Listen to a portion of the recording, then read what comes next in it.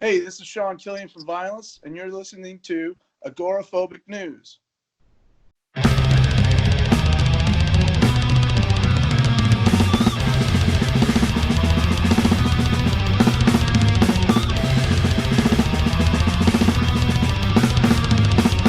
Here, welcome to another episode of Agoraphobic News, this time with Mr. Sean Killian of Vio-Lence. Hello, sir, how are you? I'm doing great.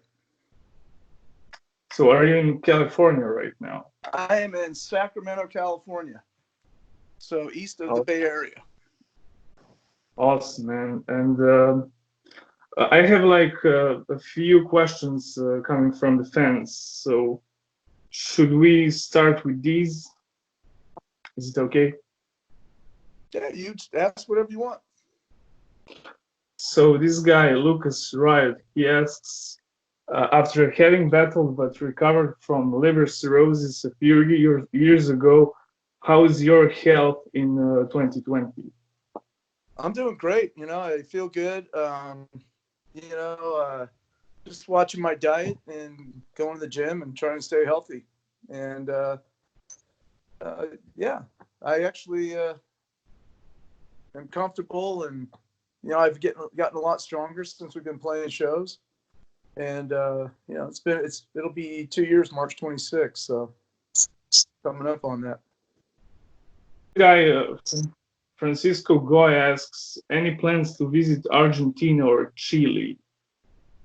Chile, I'm working on getting us to Santiago, Chile, in September. Awesome. And I think was that the contract? I don't know. I think I signed that contract today. And so I'll let the promoter announce it, but yeah, we are making plans to be there. You have to let the promoter announce it first. Otherwise, you're stealing stuff. And this guy, Timmy Kullander, he asks, any shows in Sweden in the future? We are working on getting over to Europe. I don't know if it makes it up to Sweden, but that again is. Stephen John Allen asks, any plans to get back in the studio? Yeah, we're writing music right now, and we probably have ideas for a couple songs right now, and we're working with. We have some offers that we're looking at to work with some labels, and we're really excited about it, actually. And it's like re-energized, Phil and I.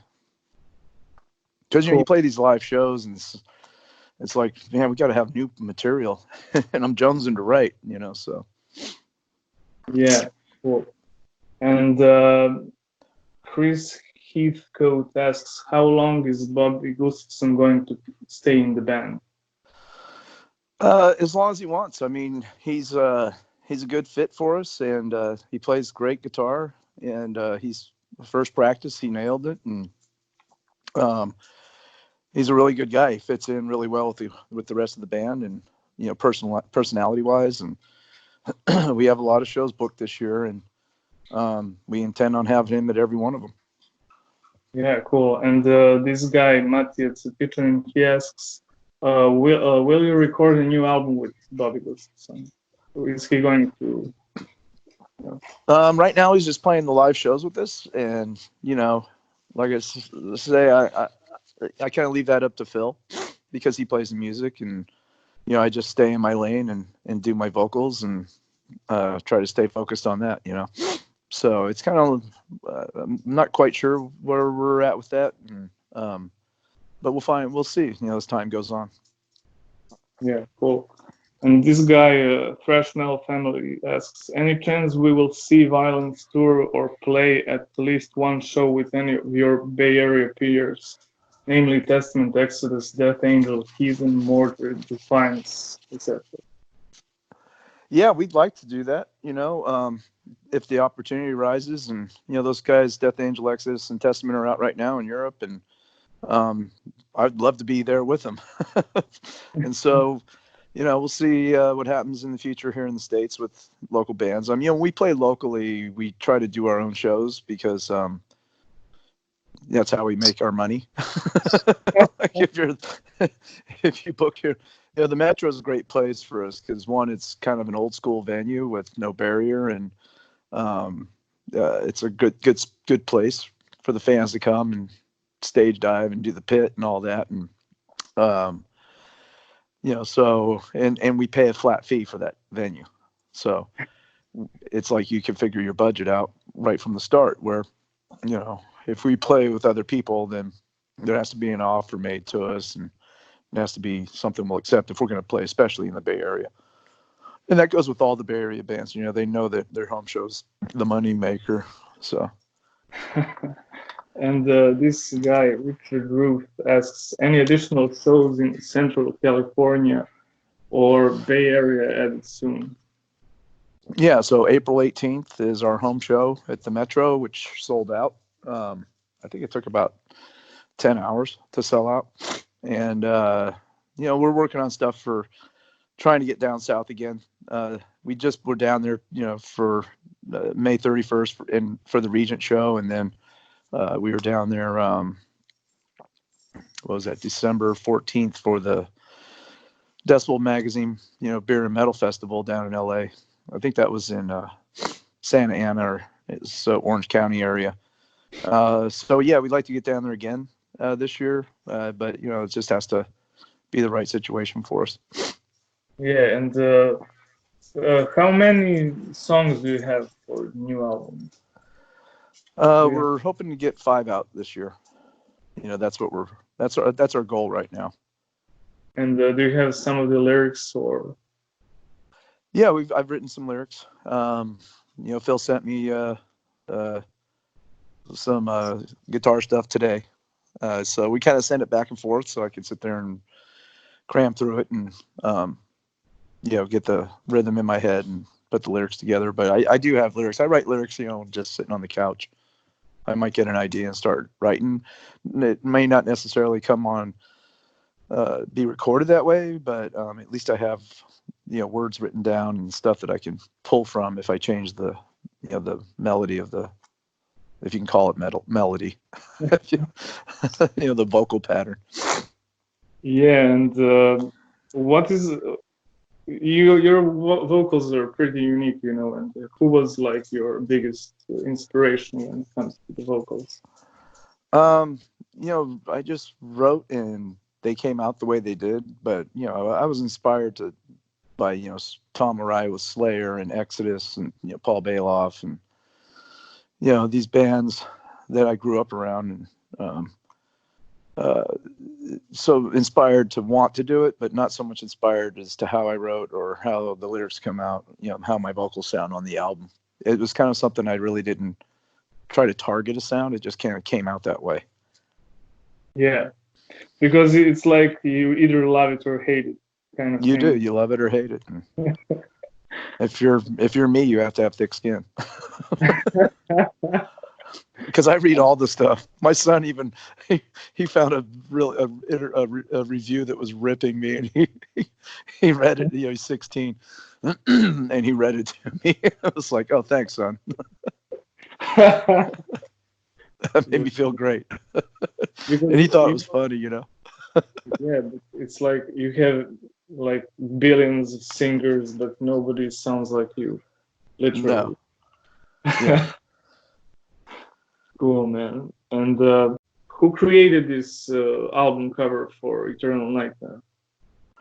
So I think we had some ideas, but Ed Repka, that's totally his artwork and his concept. I think we kind of said, hey, maybe, a guy falling, because, when you have a nightmare where you're falling, you wake up, and maybe something like that. And so we threw out some thoughts, but that whole artwork is Ed Repka's design, and I would never try to assume or say that I had anything to do with that awesome piece of art.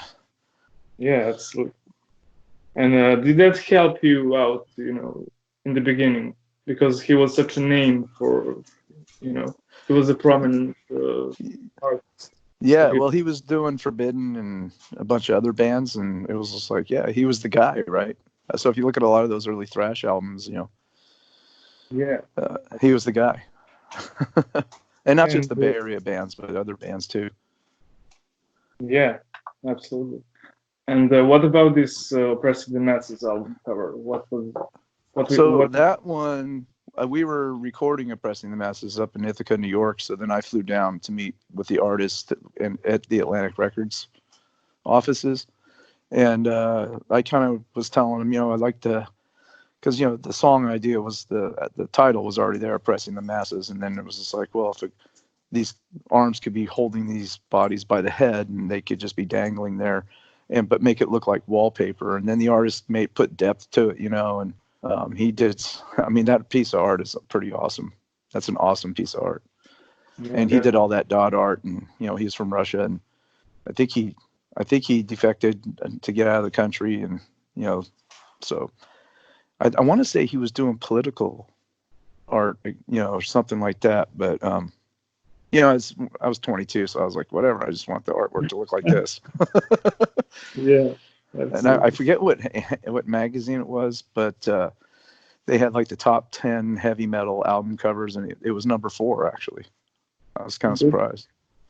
I mean, I had my my top 50 album covers done by Ed Repka, but I think I ranked Eternal Nightmare on number 7. I think I have to check it out. I see, we go to shows, people have it tattooed on their arm and on their shoulders and stuff like that. Yeah, we see a lot of tattoos, like Eternal Nightmare artwork tattoos. I mean, it looks great. Yeah, it's pretty cool. It reminds me, of Destruction's release from Agony, because it's some kind of, monstrous face. Yeah. And when did you cut your hair? Because you have long hair, Well, between when I left the band, after Nothing to Gain, and then came back, I just shaved my head and I like it actually that way. I hated my long hair, dude, because in the summer it would be hot and it'd get in your face and stick to your face and shit. I hated that. Yeah. And what's like the main difference between East Coast and West Coast thrash metal, in your opinion? I don't know. It depends on the band, right? I mean, we had a tight knit scene, which I know they did too. But the Bay Area was like, that whole sound was coming from this area, and they were kind of starting too with, Overkill and stuff. But that whole, it wasn't like, the Bay Area scene was just like this thing that just grew into this monster. And so you can be from anywhere else and play thrash metal, but if you were from the Bay Area, that was a special thing. Yeah. To us and to the people that lived there and the people that came. And that's why, like, when we play this Oakland show, it's like, when I post, hey, we're going to play the show, you should buy your plane tickets and get your tickets and fly out here and experience this Bay Area scene, what it's like. And because it's a lot different. And we play at this place, Jack London Square. The Metro is at Jack London Square. And it's basically taken over by 1,000 metalheads. It's like, it's like a classy area, and then you have all these people in black wandering around right before the show. Because they come out and they stay in the hotels and stuff. Yeah. And were you banned, in some clubs? Because I know that Exodus were banned in a lot of clubs because of the damage. They would. The Palace in LA. They probably would never have us back. We were there playing with Excel open, and then we played, and then Overkill, and the security were just these steroid out fucking idiots, and they just saw the thrash heads as open season, So I was outside before we went on in the side, and they pulled this kid out, and they just were pounding on him, and this kid's like a kid, right? He's like skinny, and these guys were all muscled out and on roids. And so I told my road manager, I was like, dude, I didn't want to see that when we're on stage. This is bullshit what they just did to this kid. He should fucking get a cop and file assault charges against him. Yeah. And then he went and got the main guy, and he came out, and I was like, dude, you can't do this. This is not cool. I mean, these people are here have paid money to say, yeah, well, they got a problem if they're going to come over the dude. And it's just like, and he's like, so, that's how it is, man. And I was like, well, you know what? That's not a good thing, dude. Not for you, because it's going to get ugly. And then we were on stage, and they were doing it the whole time. And then finally, this kid, his knee was on top of, his leg was over the rail, over the barrier. Yeah. And this piece of crap had his leg, by his foot and his shin. He was turning it like he was trying to snap his knee. And that's when I reached out and smacked him in the head. And then he turned around. And then they started getting pissy with us. So then we stopped playing. And it was just like, you guys are fucking idiots, man. What the fuck is going on here? And this one idiot was like, we're doing this to protect you. I go, what do you mean you protect me? These people love us. You're just here to beat up people. That's the only thing you're doing. You're getting a kick out of it, you pieces of shit. So then the soundboard gets shut off. They start to draw the curtain, and the crowd gets a hold of this curtain. And, dude, it's like probably 50 foot tall. It was a big venue, the Palace. And they ripped this thing right down. I mean, it almost pulled the truss that was attached to it, almost pulled the whole thing down. But the rings broke, and then that whole curtain just came down. You could see the security swinging their arms trying to hit people and stuff, and the crowd just had it, and they were just walking backwards away from the stage, ripping this thing down. Then they came looking for us in our dressing room. So Dean, he was icing his knee down. He was just like off to the side, so they really didn't care about him. But they came up, they wanted their money back, our money, our road. They were getting on our road manager. We could hear him downstairs. So they're like, well, we're going to get those fuckers, and we want our fucking money back. And he's like, fuck you. I'm not giving your money back. And that's our money now. And so we bailed out, Phil, Rob, Perry, and I. We bailed out of this small window onto the fire escape. We were one story up. We went down. These two chicks, of course, she had this Firebird, whatever. I mean, they were stripper chicks. She had this Firebird. We're all running and we're jumping into the car, and Rob's the last one, and he's coming down the thing, and he gets on the ground. He starts running to the car, and we can see the security guys are running towards the car from the front. And we're all, come on, Rob, run. And Rob dove in the car, and the stripper chick put the pedal to the metal, and they had to jump out of the way. It was totally a movie scene. So they will never have us back, the Palace. Crazy. We could fill that place to the brim, and they still wouldn't want us there. And how big of an impact did the Eternal Nightmare have when it came out? What's funny is when Eternal Nightmare first came out, it was kind of like, half the media we got was positive, and half the media was totally negative, mostly because of my vocals, but which, whatever, I could give, it's like, as a musician, you got to have thick skin. I'll tell you that right now. Yeah. Absolutely. But it's funny because as time went on, it was this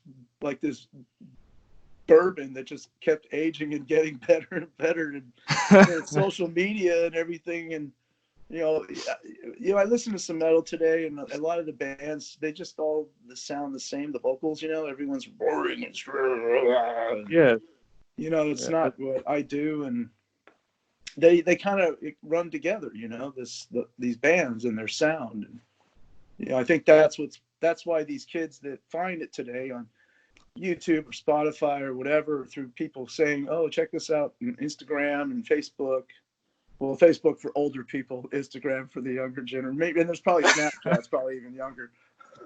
Yeah. But and so these kids. So when we play shows, man, there's kids there, girls and guys, and they're 17, 18. I've seen 16, 15-year-olds there, and they're not there because their parents were into the band. They're there because they found us on social media, and I think because we're definitely different than everything out there. That's what I think is the attraction for a lot of the new people that are into violence today. I think that's I mean, everybody hears it through the internet. Back in the day, you had like these blog spots, and you had tons of these 80s thrash metal bands, and that's how I discovered Vio-Lence, you know. Mm-hmm. Yeah. So because when that stuff came out, man, all we had was fanzines and magazines and sending out demos. I mean, there was no social media then. Yeah, absolutely. And when I was reading the Wikipedia page, it says that like a limited 10-inch promo single was released, and it came out sealed with a sealed plastic cover containing fake vomit. Yes. This is true? It is true. I signed a lot of them when we play shows. There's a lot. It doesn't matter where we're at. One or two people will have it. Awesome. And that's from Mechanic Records. So it's the demo. I think it's the demo, and they put it on vinyl and put it in that packaging. That's so cool, man. So if you have one and the vomit is still like not all dried up, it's still pliable, and you got a pricey item on your hand, you can probably get rid of it on eBay for a bunch of money. Yeah. Because every time I see it, dude, the shit's all dried up. I can imagine that. And why the song Paraplegic didn't appear on Eternal Nightmare nor on the Oppressing the Masses? It was kind of one of those demo songs that we wrote. That and like Gutter Slut, they're just kind of songs that we wrote for the demos. We never intended on putting them on an album. So then we play them live sometimes. We played it live in Brooklyn, Paraplegic, and we played it live at home. Sometimes we throw it in the set because it is a fun song and people enjoy it. And, I don't know if you've seen my Instagram page, but my picture is from the Metro. And there's this guy, he's always at the show. He's in a wheelchair. I'm not sure what his name is. But, he's like, the crowd has him lifted up and I'm singing right in his face, It's a great picture someone took from the side. That's so amazing, man. Yeah. I was when we did the 70 Tons of Metal, Possessed was playing on the pool deck, and the crowd lifted up this guy in a wheelchair, and he had like I think he had like a executioner's hood on. I don't remember, but it was kind of cool because Jeff's there on stage and he's in his wheelchair, and then the crowd lifted up. It was a great moment, Yeah, absolutely. And are you playing like both albums every night? Eternal Nightmare and Oppressing the Masses. Do you have We mix them up. If we go to the Japan thing, it would have been the first time ever in Japan, and we were playing 2 nights, so the promoter asked us to play Eternal Nightmare front to back. We did that also in Belgium, and we did it for our first home show. But we tried to mix the songs up, because Eternal Nightmare is just like so aggressive, right? So sometimes we feel like maybe we could put Mentally Afflicted in here and kind of break it up a little bit, or but there's sometimes we will play Eternal Nightmare straight through, but not Oppressing the Masses. Cool. I would like to play Oppressing the Masses straight through, but to play both albums, that'd be a set. I like the both albums, but like Oppressing the Masses is better album, I think. Yeah, because it has better songs like Subterfuge. Yeah, we play that. We like to play that. And what inspired you to write the lyrics for that song? Watching the whole because it was during when the wall came down, and then you had let me see, it was that, and it just propaganda, and World War II propaganda, from any side. It doesn't matter what side you're on, you put out propaganda. Yeah, absolutely. And just how some people just take it in like, oh yeah, that must be true because he said it, or the media said it. It's like that last verse is kind of goes towards that a little bit. Most are dumb and often easily fooled by the blinding statements that you make, right? Yeah. And San Francisco was like a hippie kingdom in the 60s, but how did San Francisco look in the 80s when compared with that? So San Francisco now, I don't know, it's kind of way gone. I mean, there's great places there, but it's got problems today. But back in the 80s, so if you wanted to go hang out in the hippie area, you could go down to Haight-Ashbury. I mean, you can still do that, and there's hippies and stuff down there. But there's cool shops, right? There's cool shops to go to. So you find yourself down there, and then Broadway. That was like all the clubs, the Stone, Mabuhay Gardens, on Broadway, the Rock on Broadway. But then there was also these strip clubs all up and down the street too, like the burlesque clubs, and the ones you can put 50 cents in, and the door lifts up, and the chick's in front of you, and she's in the mirror, behind the mirror, and doing her thing. So and there was plenty of places to get a drink, right? So you can go to the show, you can go to the strip club for a few bits, spend a couple bucks there, go to some cheesy bar and get a strong drink for cheap, Yeah. There's Chinese food because you're right close to Chinatown. Broadway's right there. Chinatown's right off of Broadway. So you can go down there and eat or whatever. Then they had the burlesque show too. It was up on the corner. Big Al's, I think it was called. And I mean, you should do a search. You should do a search on Broadway, 1980, 86, 88. Images, and you'll see. You can see what it looked like. But and what's funny is the Mabuhay was below the Rock on Broadway, so two clubs were in one building, owned by different people. That's cool. And the Thrashers kind of hated the glam guys. And was this kill a poser thing real or not in the 80s? Well, Paul Bailoff, and there's Toby Rage and Andy, man, I can't remember his last name. It might come to me. Andy Anderson and people like that. So when you went to Ruthie's, and Toby Rage was like walking on people's heads. So if it was packed, dude, Toby would get on top of the crowd and just start running on people's heads. And Andy, they called Andy Anderson Airborne Andy, and he would dive. They dive off the frickin', the speakers, and then Paul Bailoff, dude. I was at one show. I can't remember who the fuck was playing, but this dude was standing in the middle he had like a tank top on that was red, white, and blue, and he just looked like a poser. And fucking Paul just nailed him from behind at full speed. I was just standing in the middle of the pit between songs, and fucking Paul just bulldozed him. Like holy shit.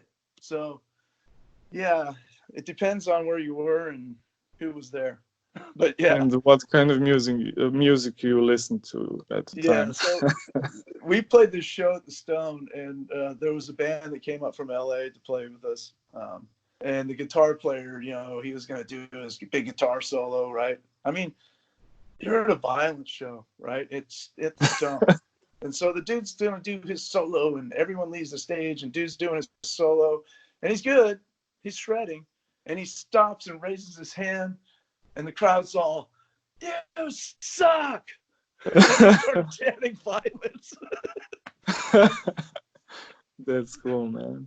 Dude. So yeah, you better, if you came up here to play, you had to be Slayer, you had to be Megadeth, you had to be, you had to be solid. Testament, Exodus, Death Angel, Possessed.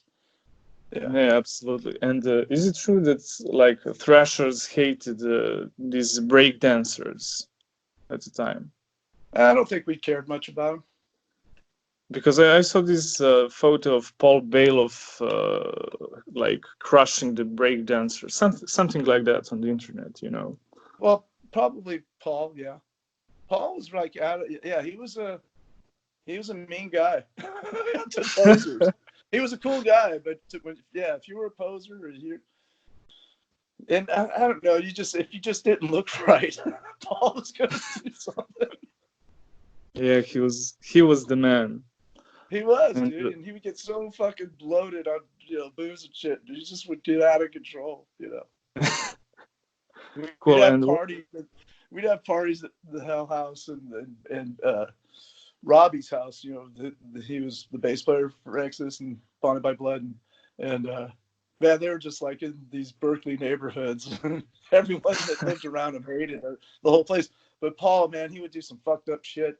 I roadied for him. We came out to Sacramento to play, and they played the boardwalk. After we went to this after party at some house, and some broad fucking passed out. And when we all loaded in the van in the morning in Berkeley, Paul got a mouse out of a mousetrap. You know, he put it in a box. He kept it. And so we were at this party, this fucking bitch is passed out, and she got her mouth wide open. Paul takes the mouse and drops it right in her mouth. Oh, and fuck. Dude, and then she starts to wake up, and then she realizes what's in her. And I'm not in the room, but you know, Paul came out. He's I just dropped a mouse in that bitch's mouth. And she figures out what the fuck happened. And man, she was so pissed. We were just like, fuck it, we gotta go because she's gonna beat up somebody, you know. Someone's gonna have to knock her out. So we all loaded in the van, headed back to the Bay Area. So Paul he would do shit like that. And is it true that you and Paul trashed Harold O's house? Yeah, it is. And a couple other culprits that will remain unnamed. Awesome, man. I mean, can you remember when did this antagonism between Thrash and glam really happen? Was it, you know, the early 80s or... And did it even die down? It was early 80s, you know, like Venom and, you know, before Metallica. But I mean, Venom was a big influence for the Bay Area scene because, you know, they were black metal. Everybody was like, yeah, fucking Venom. And then you get like the Possessed, which is like a branch off of Venom, and you're getting the Metallica, which, you know, they got the heavy metal sound off. But it, you know, a lot of it was driven by my recollection was by Venom, you know. And so, yeah, it's like, and then you look at Venom, right? And it's like, you can't, if you don't look, or if you ain't fucking badass like that, you know, then you're a pussy. So, it probably started early 80s, you know. And did it die down? Like, was there a ceasefire between Thrashers and Glam? I wouldn't call it a ceasefire as much as they wouldn't come to, I mean, you know, they wouldn't be caught dead. We played the Troubadour in LA with Testament. And it was kind of a weird crowd because that's kind of a hair band club, but it seemed like everyone got along. But that's the only time I recall actually playing a club where there was actually a mix of people like that. Because most of the time they're not in there. Yeah. They're not at Ruthie's. They're not at the Stone or the Omni, or, you know, you wouldn't, because right. Why would you want to do that if you look like a poser? Yeah, I mean, I just don't get it, man. Especially if you had the fucking hair like they did, you know? Yeah, that's horrible. I mean, yeah. The guy that Paul Bailoff plowed, he had dressed like a poser, but he didn't have the spiked up hair and all that you know, that shit on his head. You know, he was just, but he just didn't fit in, and that's all it took. So you can imagine a guy fully in the pink and shit and got his hair fucking puffed out and makeup on. Oh, God. Yeah. That would be one badass motherfucker or dead motherfucker, one or the other. If he walked into Ruthie's Inn in the middle of a Slayer show or Possessed or somebody like that. Yeah. Those were fun times, man. I'll never forget those days, man. And who were the Slay team? The Slay team? Yeah. That probably would have been Paul and Toby Rage and probably Peter Carter mixed in there and Andy Anderson. Because those guys all were like Berkeley guys, and I would have to say they were definitely that would have. I wouldn't know for sure, but if someone said who would you consider part of the Slay team, those would be guys that I would be saying. Fred Cotton, you know, a lot of. Cool. But yeah, that Berkeley area, harbored, you know, they harbored a lot of those kind of criminal element. And were there a lot of drugs, you know, cocaine, meth, speed at the time? Yeah. And did that had an impact on the music? Because, you know, in the 60s, it was all psychedelics, LSD and blah, blah. but in the 80s it was pure aggression, you know. It was probably Speed something cocaine. you could do. I mean, you know, you could do some crank and be working on your guitar for 12 fucking hours, you know, and that's what people did. I don't know, you know. For me, I don't. I just have anger all up inside of me, and I want to tell everyone about it, and I don't care if it offends you or not. So that was kind of the drive of my lyrics. But you know, the guitar playing mostly, yeah. There was a lot of crank going around, and people staying up late and fucking playing the guitars forever. Yeah, cool. And I mean, how how violent was violence? We probably had the most ruthless crowds, you know, except if Slayer came to town and they played the Stone. You know, you get the pit, Exodus would stir up a pit and all that, but our fans, the people that would come to see us, especially at the Stone, were just kind of a different breed. They're way, I mean, they came there to get everything out of them, you know. I remember our manager at the time, Alexis Olson, he was all telling me, man, your fans are just fucked up. So, but, you know, we were pushing them, right? That was part. I mean, you can't go on stage and call yourself violence and not be aggressive. Yeah, so absolutely. The music being aggressive, and then I hate having a barrier because I like to get in people's face. And, you know, Rob and Phil running around and Dean, it's just, you know, it was chaos on stage. So it was chaos in the crowd. It was like it was being driven. Yeah, and when I was watching these, you know, latest videos of violence, it looks like in the 80s, you know, because there's no fence and everybody's jumping from the stage. Oh, So yeah.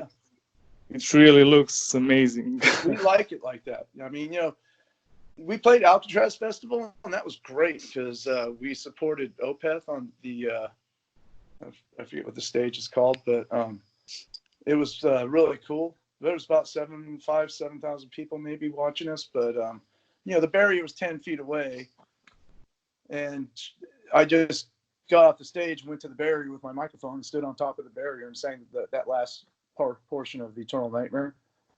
Because Yeah. I just feel like I have to be engaged. So, but when there's no barrier, man, it's just like, cool. I can get up in people's face. I can scream lyrics right in your face. You know, I can look you right in the eye and get my hands on you. That's what, you know, I don't know if you saw the LA shots that we did where we did the Decibel Magazine here in Metal Fest. No, I didn't. Probably didn't. I'm crowd surfing in that one. Phobophobia at the same time. That's so you cool. gotta look that up. Yeah, well, I saw this video where some guy's hair got stuck in Phil Demel's guitar.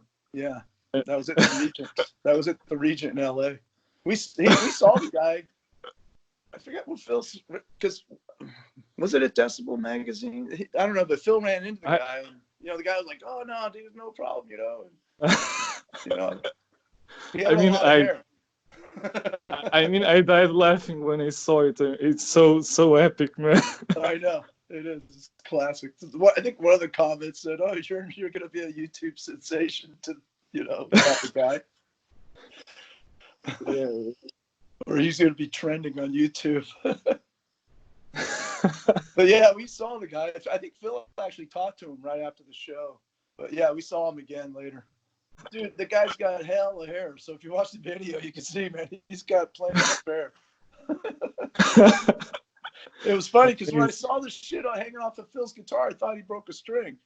And then I looked and I was like, what the fuck is that? Because I didn't see it happen, you know? That's like the craziest thing I saw in a while, Yeah. you know. And when you guys you toured with Testament back in 1988, right? Yes, that was our first tour. And what was it like, you know, can you recall some of the atmosphere? Yeah, it was great because, you know, it was cool that we were with Testament, you know, because we all know each other. And, you know, so that was cool. And then I think we crossed paths with another group. I think it was Overkill and Nuclear Assault might have been playing. They were going opposite directions, and we met in Texas, and we did 3 shows together, or somewhere there, or Ohio or somewhere. And then we had Sanctuary on for a few shows. So, but it was a cool experience, you know, especially being your first tour to go out with Testament at the time. They were really killing it, you know, and everywhere was packed. But it was cool. It was a lot of fun times, and a lot of sitting in the van traveling for hours. I mean, That part guess sucked. I guess it was worth it, you know. Oh, fuck yeah, it was great. Yeah, there was so many. We were in. Oh man, what was it? We were in DC playing club. I want to say it was Club 10 something. Anyway, it was the club's named after its address, and Testament couldn't play. I think Chuck was sick or somebody was sick, so the place was packed, right? And it was just like, well, you know, we'll play. I mean, because we're on the bill, so we'll play. And then I could hear people in the crowd because, you know, we were hanging around in the crowd at the time. No one really knew who we were, so and you could hear people. Well, they only have 7 songs on their album, and da-da-da. So I went and talked to the band. I was like, hey, we need to play the album twice so that we can fill time. So we did. We played it front to back, and then we played it front to back again. And some people heard it like twice in a row. Yeah. That's yeah, and it was like packed, and there was like a conveyor line, you know, like going from there was like a staircase on the side of the stage, and they would go up the staircase, whoop, into the crowd, up the staircase, into the crowd. That's amazing. That was a fun show. I mean, what you say is like it's like 1% of what it all was back in the day, you know. Oh yeah. So I could imagine how good it was. Yeah, it was a good time, man. I mean, today's a good time, right? You got these bands. Yeah. I mean, they're touring in Europe right now. Those 3, Death Angel. Yeah, but I think that you know, the crowds are more static because of the phones, and you know, you have these zombified people not moving at all, you know, which kind of sucks. Yeah. And well, I don't know. We please. always get the crowd stirred up. Absolutely. And when it comes to these genre antagonisms, was there any other group other than Glamours that were, you know, fighting? Was there anybody that Thrashers hated at the time? No, just would have been that glam poser metal, that LA. Oh God. I mean, I don't know how you do that. You know, it's just because when I was watching this Get Trash documentary, I mean, they say that like East Coast was literally war at the Warfield. You had like skinheads, punks, thrashers, and they all hate each other. Well, we played in Long Island, and yeah, there were some punks there, and this kid was up front, and this punk came up and like just attacked him from the behind, and then I took my mic and swung it at him, and then they all kind of came to the front like these skinheads, and then Perry jumped off Perry threw a fucking drumstick at him because he saw what was happening, and fucking hit me in the back of the head with the thing. And I was like, what the fuck was that? And then Perry got out to the front of the stage, dude, and they had the mic stands with the cast iron base. He picked up a mic stand and just started swinging it back and forth at these guys. Like, fuck you. So then they mellowed out. We played the rest of our set, and then we were on, I forget what New York radio station it was the next morning, Phil and I. And the people were calling it all. Yeah, fuck those guys. They're always at those shows fucking with people. And good for you guys for standing up to them. So we were in the parking lot, us, you know, the band and our crew. And it's just like they were over on the other side of the parking lot, like being, you know, hanging out like they were tough guys. And we're like, hey, fuck you. Come over, you fucking pussies. I think you're tough and shit. And we had some big roadies, so. Awesome. Yeah. And So what I can about see how on Swiss? the East Coast that tension was there for sure. Because that same thing happened to us in Boston. Crazy stuff. And what about Suicidals? Because they were like a gang, you know. I mean, at least they have that reputation now. Yeah, well, they're a respected group of guys. Yes, like I said, I'd see them at Ruthie's Inn and stuff, and they're all cool dudes, but they're that L.A., Venice kind of, that kind of. I don't know if I call them a gang, but to them, that's their gang, that's their homeboys, and that's how they roll. And so, Yeah. I have respect for that, right? They are who they are, and they're not telling anyone they're not, but they're not Yeah. like we're posers. Like, oh, I'm just gonna dress up like a chick, and then chicks will fit me, and maybe my hair will catch on fire. Yeah. And who did you tour with for the Oppressing the Masses album? We went out and took Defiance with us. Actually, we just did a headlining small club tour, and then that's when we kind of started. We had new management, and the guy was a fucking loser, and so then we got back home. We just started writing again, But I mean, that was a tough situation there because we switched management, and that's what screwed us up, messed up our momentum. I mean, it happens. Yeah, it does. Yeah.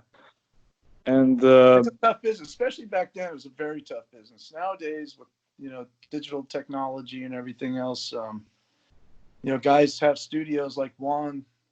I think he just finished the Testament album. It just is coming out, and cool.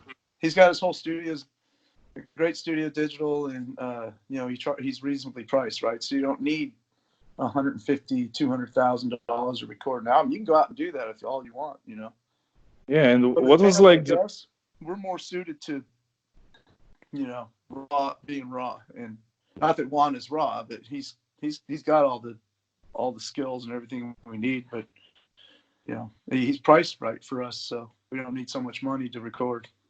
Yeah, and what was like the budget for Eternal Nightmare and Oppressing the Masses?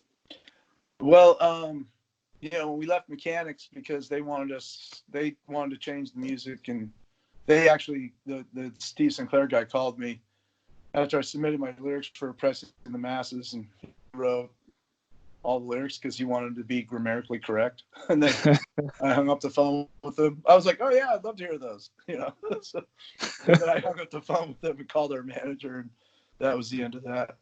And then we got to, that's why it took so long to get off of Mechanics and back and onto Megaforce. Yeah. So that's why there's like a 2-year spread or more between those two albums. But yeah, we had it written. We were ready to go back in the studio in '89, Yeah. And how important was like Clash of the Titans tour? I mean, was it like this big, huge thing like Woodstock, and then thrash, it died out all of a sudden? Or was that the peak of thrash metal at the time? Yeah, and that I think the thrash metal thing, a lot of bands dropped off because of grunge came in around that time, and so the labels were wanting that sound, and we're like, well, we ain't that. We're not even close to that. We're who we are, and that's when you hear some albums from bands that are kind of like, well, that's not really what they sound like before. It wasn't just us, but Exodus and some other bands, and once you get through that wave, and then a lot of those bands just kept at it, like Testament. They've always been at it, and it's a tough deal, tough business, but they do well, and now it's like resurging, right? Yeah, absolutely. It never did as good as grunge thrash, except for like Metallica, Slayer, Megadeth, Anthrax, but for the most part, it was sustainable. Now it's like, that's the thing with metal, dude. It's like, I hearken metal to this. It's not a fad. Kids that listen to Slipknot today listen to Black Sabbath. It was recorded in the 1960s. Yeah. Yeah, it doesn't matter. So it's if it's metal, it's metal. And Judas Priest and. I mean, can you imagine heavy metal is 50 years old genre, you know? Yeah. 50 years of Black Sabbath's first album. Yeah. I mean, incredible. Yeah, and it's still living, strong, right? Yeah, absolutely. I don't see it, you know, disappearing. It's not a trend that comes in and comes out, you know. No. It will stay forever, I think. Yeah. It's solid. And the fans, they hear it, they love it. It's the guitars, it's the drums, it's the screaming, it's the, you know, the vocals, I mean, the lyrics, you know, all that. It's not part of society. So, you know, I like the metal because, you know, I like driving to the parking lot of the country club golf course and having, you know, freaking Slayer blaring out of my windows. Right? Yeah. Yeah, that's right. Fucking Slayer. Fuck off. You know, because everyone's normal and we're not. We're metalheads. Absolutely. And metalheads and punks are not normal. We don't fit I agree on that. Yeah. And this is true, like that you wanted to be a brain surgeon. I don't know. I heard that. Yeah. I don't know where. Joking around. Okay, and I'm always joking around. Man, I'm sarcastic. I'm as sarcastic as I can be. And you know, in 2001 there was this show, Thrash of the Titans, for Chuck Billy. Yeah. Can you recall that event?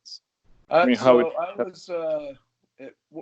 my company I worked for, we went to a Giants game and we were on the way home. I was on one of the buses and Phil called me saying, hey, you know, Chuck's got this cancer and, you know, Walter Morgan, you know, he wants to put together this benefit show and he asked if we would play. And I was like, yeah, like no hesitation. Like, oh, when is it? No, it was just like, oh yeah, fuck yeah, let's do it. And then, you know, we practiced hard. We practiced really hard. And yeah, we went out and played, and it was, I mean, we played right after Anthrax, and then right before Legacy, because they came out and did Legacy. I think Zetro sang, because Chuck was too ill, you know, and he was going through his chemo at the time. Yeah, but I mean, I think that I think that he sang actually, because there is some footage of Chuck, you know, without hair, bald, you know. Yeah, I think that's from that show. Yeah. So who was playing at the time? Forbidden, Last Rocket, Heathen, Exodus, Legacy. Angel, I think did some songs. Yeah, Death Angel, Sages and Violence. I think MOD was there, or they came out as SOD maybe, and then Anthrax. Dude, there was a shit ton of bands. It was an all-day thing. There was probably about 3,000 people there. I mean, that's like the world. I think that's like one of the greatest thrash metal events of all time, probably. I mean, if you consider the lineup. Yeah, and then for us, you know, we hadn't played in 9 years. Yeah. And we came out on stage, and people. I mean, I think that's why Walter, you know, they decided to put us right after Anthrax, right before Legacy, because they were like, well, this is their home, and yeah, Anthrax is huge, but the crowd hasn't seen Violence in 9 years. This is their home crowd. So yeah, it was kind of cool, and it was great, man. It was a great crowd, and it was just a great vibe. And if you watch the video of us, you can see everyone's behind the amps. I mean, it's like there's no room back there. You can see Chuck in the background. Yeah, it's like there's tons of people on the stage around us, around the equipment and stuff, watching. So it was a cool vibe. And was that event like recorded completely? I mean, with cameras, because I can find like Violence footage, but not like the Last Rocket footage or any other bands. Yeah, well, I think we paid Jerry Allen to. I'm not sure if we paid him to film it, but we were making a documentary about the band, and we used a lot of that footage and footage from Slims that we booked. It happened like 6 months after that. Yeah. So yeah, you might see some footage from like up on the balcony stuff, but not a whole lot of other bands. And on this poster, you know, Thrash of the Titans, it says like this event may be too intense for nu metal fans. That's amazing. Yeah, that is So funny. did you guys like hate nu metal when it came out? When it was big, you know, Limp Bizkit? Yeah, I don't know. New metal, it's just, I don't know. It's taste. I don't know. It's just like, it's just not something I like. Never did. Yeah. And I couldn't name one band. Well, let me see. I can name Cold Chamber, right? Weren't they one of those bands? probably, but I know System of a Down, but they're a great band, you know, and Korn. But like the other bands are like, you know, they're like copycats of Limp Bizkit, which is bad enough, you know. Yeah, yeah. So it's It's like tasteless. yeah. I mean, it's not tasteless. It tastes. Did this Thrash of the Titans event kind of create this resurgence of thrash metal? You know, because I you think it did, because a lot of those bands came back online. You know, we did too, and then Phil, you know, went to Machine Head. So, you know, for me, Violence is it's the music, it's, you know, my vocals, but it's Phil. You know, it's like, yeah. So when he decided to go to Machine Head, I was like, yeah, well, I'm not going to do Violence without you. So, but yeah, a lot of the bands like Exodus and stuff came back and did a run. You know, I don't know if they sustained it, but yeah, but now it's like we're all back in the game, right? Yeah. And Possessed, dude, Possessed is, I saw them on the ship twice, and they fucking killed it. Yeah, I mean their new album is like really big. Yeah. I didn't expect anything, you know, because I didn't want to get disappointed, but it blew me away. I mean, it's that good, you know. Yeah. I think it's called Revelation of Oblivion. Jeff's got some good musicians playing with them, that's for sure. Yeah, like that's like one of the best comeback albums. Mm-hmm. And what did you guys do after the Thrash of the Titans concert? Were you active? We, you know, Phil and I, we talked, and it was like, well, let's play a show and see what happens. You know, so we booked Slim's. It was about 6 months later. And then got sold out. And then I can't remember if we did Milwaukee Metal Fest before, but then we played there. We played the Key Club, and I think that's in LA or something. And then we got the chance to go out with Testament and Rob Halford, and we did the House of Blues tour. And then we played the Avalon Ballroom in San Francisco, and those were all great shows. And matter of fact, I think I want to say the one that was on Sunset Strip, that House of Blues, which I think is closed now. Death Angel was on that bill also. Cool, man. Yeah. And then we were writing, and then Phil joined Machine Head, and was, you know, he was told he can't write a Violence album or have anything to do with violence. So do you have like some songs from that period for the new album? I'm not sure, because we have a couple songs, one for sure, but I don't know if we're going to use it or not, because, you know, we're writing new shit, and, you know, it'd be kind of like taking a step back, you know, and trying to figure, and I think we'd have to try to figure the song out again. I don't know if I know all the lyrics. And we only played it once live at the 420 thing in San Francisco, that last show where Rob joined us and Troy Fu was on stage with us. Yeah. And what is, like, in your opinion, the craziest Violence show ever? Oh, geez.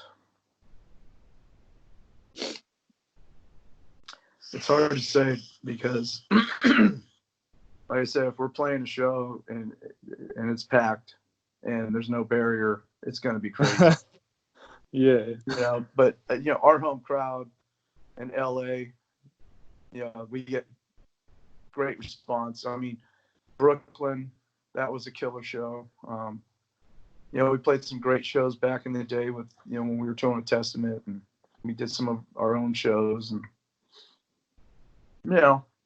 it's just one of those things where it's hard to say what would be the most craziest show, because honestly, there's a lot of them that would make first place. Definitely. And when did you become sick? How did all that? That was let's see. That would have been about 7 years ago.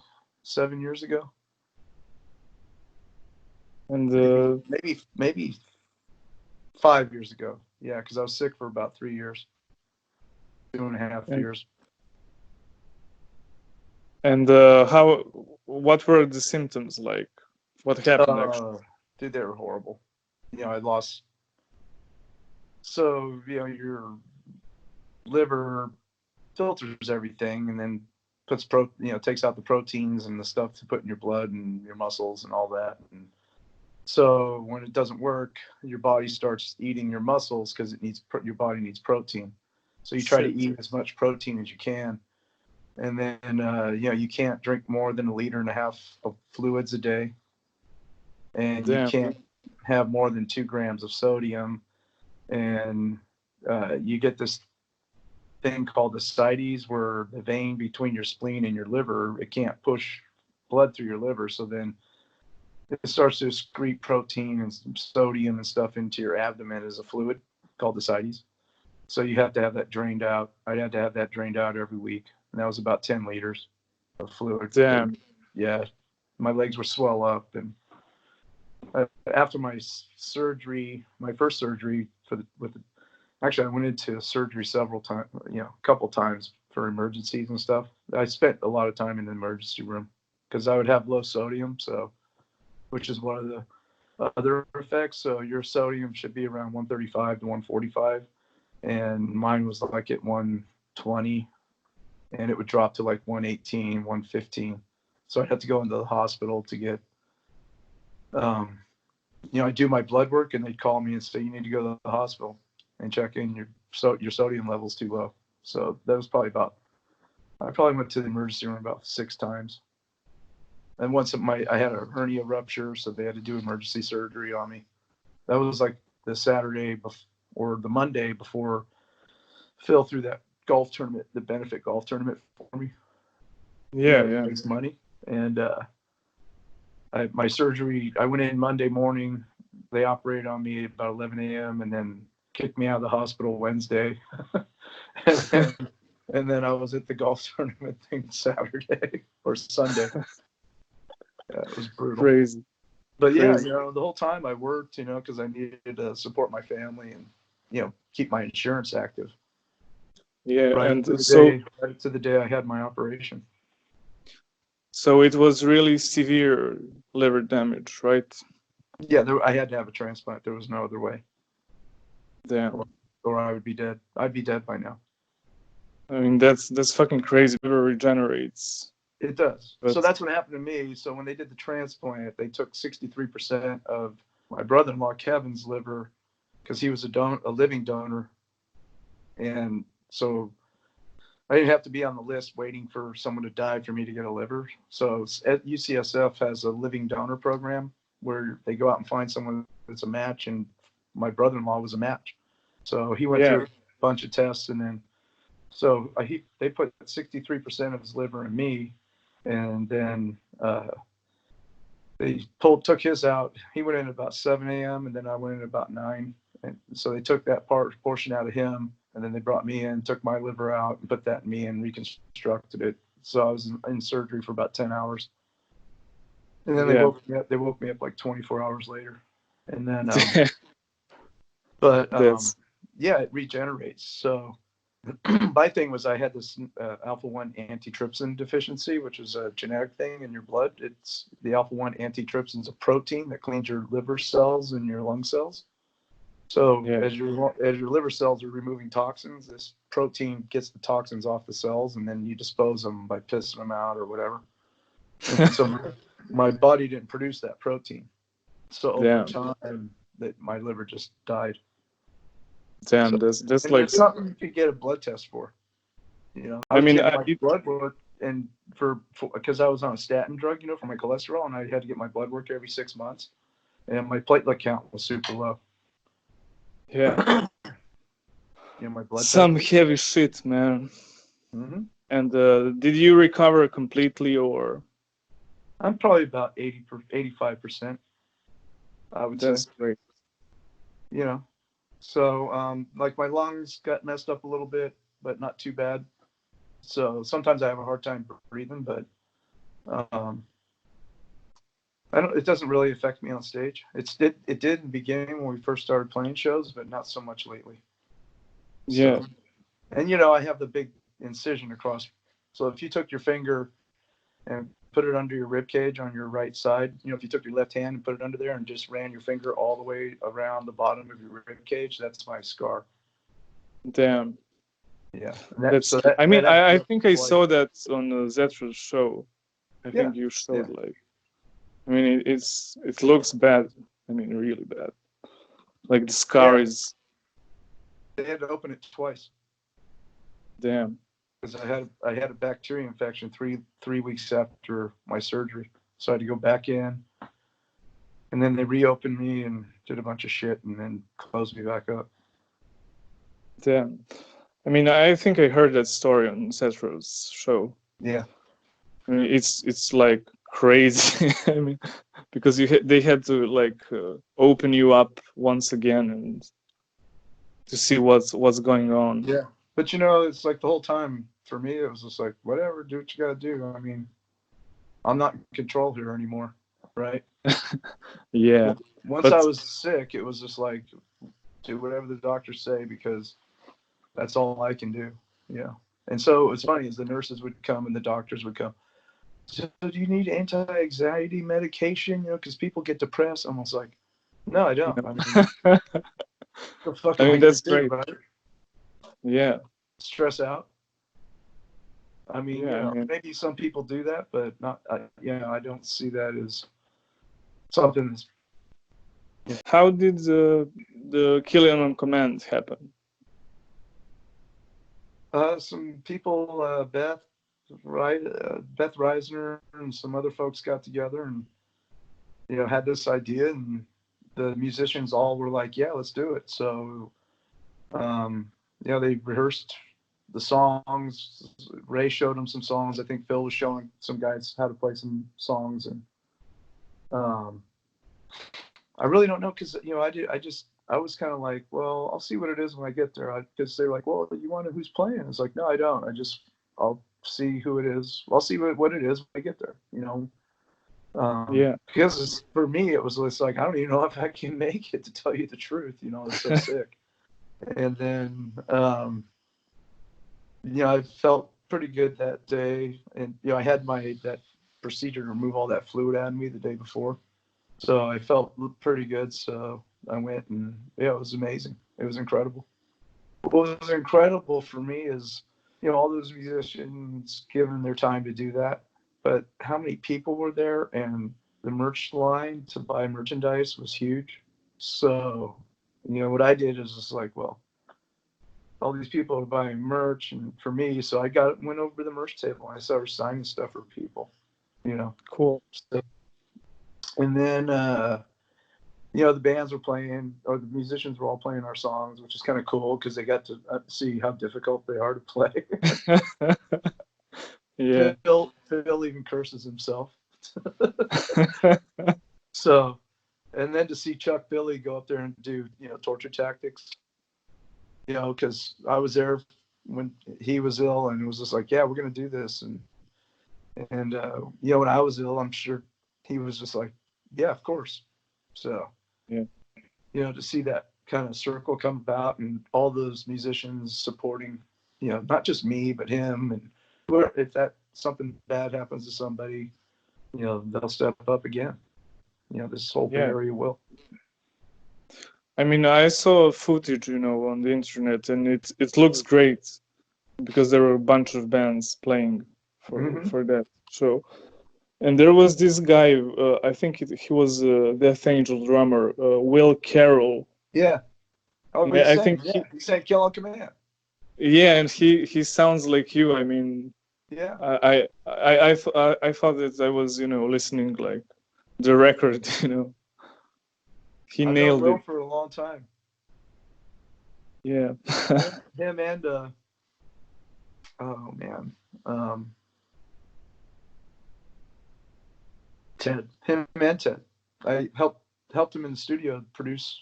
I want to say I helped him produce one of their demos, but yeah, we used to hang around a lot back in the day when they were first doing their demos and stuff. Cool. Way before Death Angel. But yeah, he worked hard on it. I knew he was going to play because he was part of putting it together, and he was texting me. Yeah, cool. Yeah. And can you name like some of your favorite albums? Personally, Your favorite? well, for me, Show No Mercy, Kill 'Em All, Ride the Lightning, Suicidal's first album, Slayer, pretty much anything. King Diamond, when he was Merciful Fate. Exodus, Bonded by Blood, that's like one of my favorites. And I like Ministry. When they went from new wave to industrial. Yeah. You've seen some of their new wave songs? I think those are like first two albums, right? Yeah, first two albums. I mean, it sounds, it sounds great, but I would never say that that's Ministry, Yeah. And then it's crazy. I mean, I like a lot of, I do like a lot of different music. I mean, that I used to listen to Celtic Frost too. Cool. And what are you like listening nowadays? Do you have? I've been listening to Comb Christ, and I've been like in my mixes. I got Power Trip in there. Comb Christ. Some Lords of the Lost song. I like that On This Rock. That song is pretty cool. Yeah. And I've been listening to is it Cult of Luna with that Julie Christmas? I mean, I heard the band, but I don't.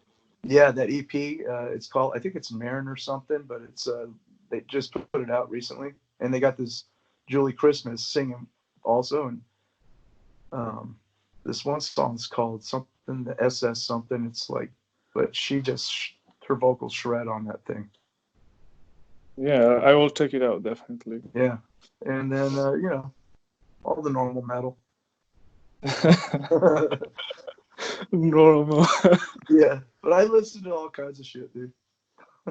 Yeah, and I want to ask you, like, when the German thrash metal came out, what was like the response of the Bay Area scene?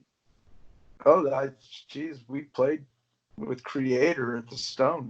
We supported them or opened for them when they were touring through, and Destruction, right? Yeah. Creator, Destruction, Sodom, Tankard. Yeah. And but for us, it was mostly Creator and Destruction, and then I know some folks like Sodom, but those two bands, they're probably the. If you asked a Bay Area guy what German bands you like, he'd probably say Creator and Destruction. Yeah. Because it was like just like thrash metal, dude. It was like, and they're heavy as fuck. I mean, and they're still doing it and killing. Yeah. It. Absolutely. And do you have something exclusive for this interview? I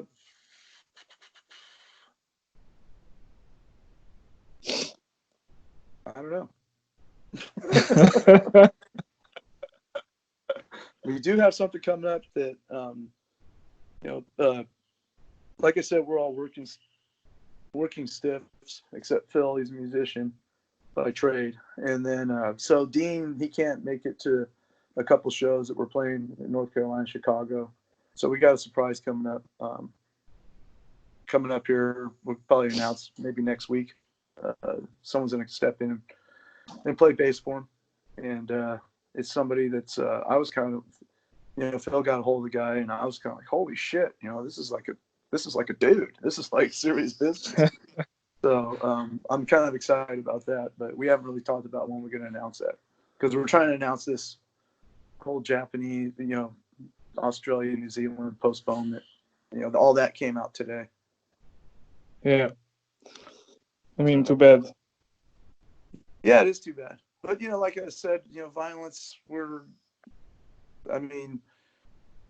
we just, we got Bobby in, and man, we were just so stoked about Bobby playing with us. We just sound like we should. Ray, not to knock Ray, Ray's a good guitar player. It's just the style of play that really is the difference. Ray has more of a punk background, coming from Social Unrest and Attitude Adjustment, which are great bands. And, Bobby comes from Overkill. Yeah. I mean, he's the king of the downpick, and has that crunch. So when we play in the studio with Bobby, it's just like, I mean, the first practice we had, he knew more. He had the solos down, Rob's solos down better than he did some of the riffs, because we do there's these little nuances in the guitar riffs that you sometimes can't hear on the recording. Uh-huh. And so it's just that little stuff. But he came in and he was ready to go first practice. We were all like, holy shit, good job, Bobby. Did your homework. I mean, he's probably one of the best guitarists that you could have recruited, Yeah, we think so. And he's just cool guy. He fits right. And how did that even happen? I mean, who invited him?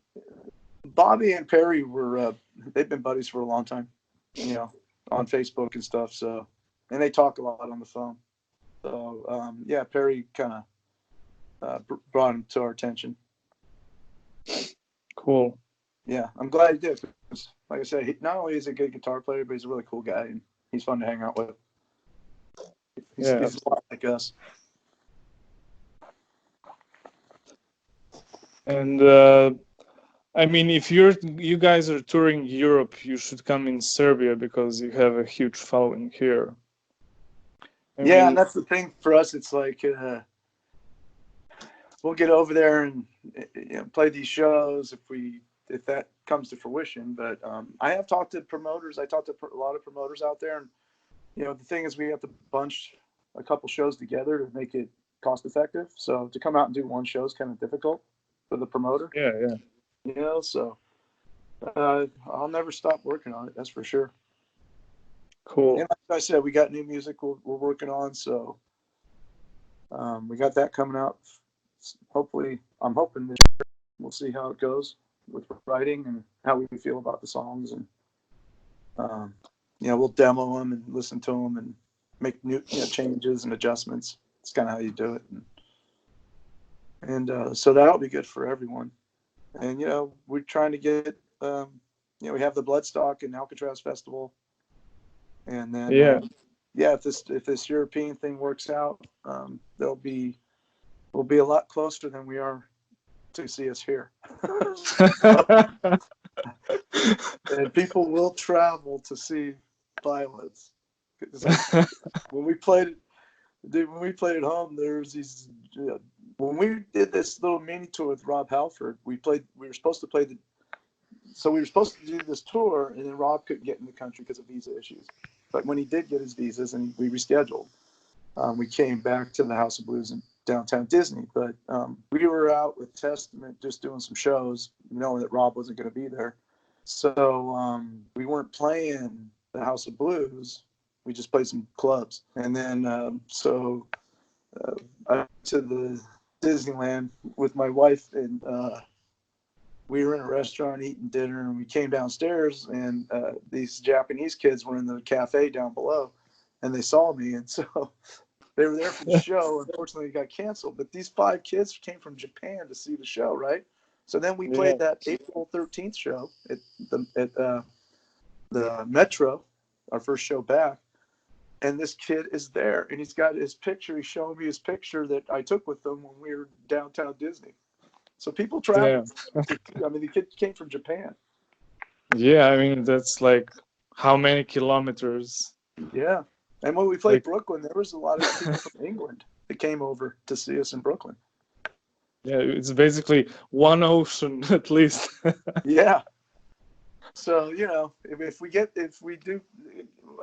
able to make these arrangements and we're there for a tour, then we'll be closer than we are now. So you might want to it's announced you might want to get your plane tickets or train. I don't know. Is Serbia connected by train to Europe, or? I mean, it has a railway, but a railway sucks. In Europe, you have like a good railway in France, and I think that's it. I mean, it's connected by railway, but the French railway is, fast. And others suck, especially the Serbian railway. I mean, it shouldn't even exist. Yeah. To be honest, but I know for sure we'll be in England for Bloodstock, and we'll be back in Belgium for Alcatraz. So I don't know how close that is to Serbia. Like I said, I'm not good at geography. Well, Serbia is like in the Balkans, and Belgium is between France and Holland. So it's kind of far away. I don't have that kind of money, Sure. But I mean, there is this Exit Festival in Serbia, and if you guys are maybe playing festivals, you should check it out because it's in summer, And what's it called? Exit Festival. Exit? Yeah, and it's on this huge fortress. It's great, man, because it has like explosive. It has a bunch of stages, but explosive stage is like. For heavy metal and hardcore only, and they had like a bunch of great bands there, so you should at least check it out. I will. I'll check it out. So thank you so much for this interview, and have a nice day. You too, Miloš. Thank you. Goodbye. Bye. Hey people, I hope you enjoyed this episode of Agoraphobic News. Please like, share and subscribe to our YouTube channel to help us grow. You can also support us on Patreon by becoming one of our patrons. And big shout out to our patron Season of Mist for supporting our work. So stay tuned for another interview and keep it metal.